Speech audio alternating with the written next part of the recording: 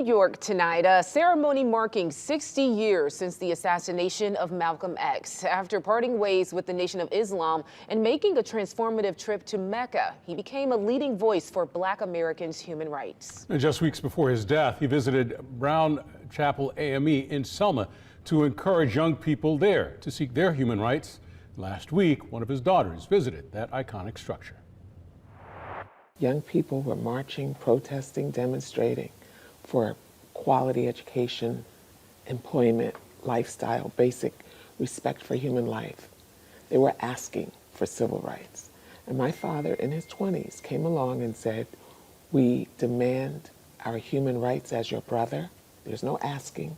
"We demand our human rights as ordained by God." And he introduced a human rights agenda to the civil rights movement.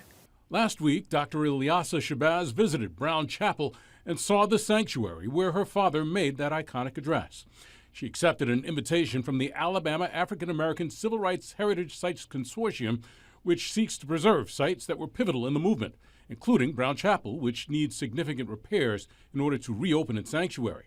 She also recorded an episode of the consortium's podcast with Joyce O'Neill, who was in the sanctuary when Malcolm X spoke. I remember him encouraging us to stay in the fight, that what we were doing was the right thing to do. In Birmingham, Dr. Shabazz also visited 16th Street Baptist Church, another consortium site, where a Klan bombing killed 4 little girls. Her visit happened to fall on a sobering anniversary for her own family. My mother was in her 20s. She had 4 babies. She was pregnant with twins. Her home was firebombed on this day in 1965.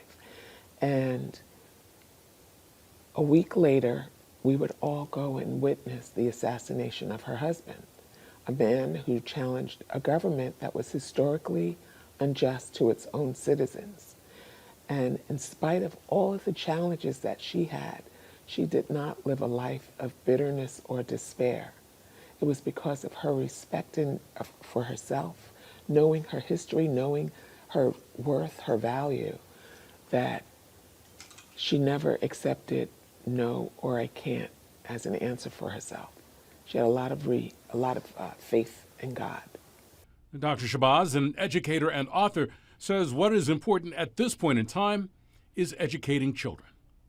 Anthropologists, scientists, architects, archaeologists have surmised the cradle of civilization is on the continent, then that we should take responsibility to make sure that just as they learn in world history about the significance of ancient Greece and Rome, that they should also learn about the significance of the foundation of humanity. And that it's our responsibility to make sure that they understand that Black history is American history, as is Latin American history, Native American history, Asian American history.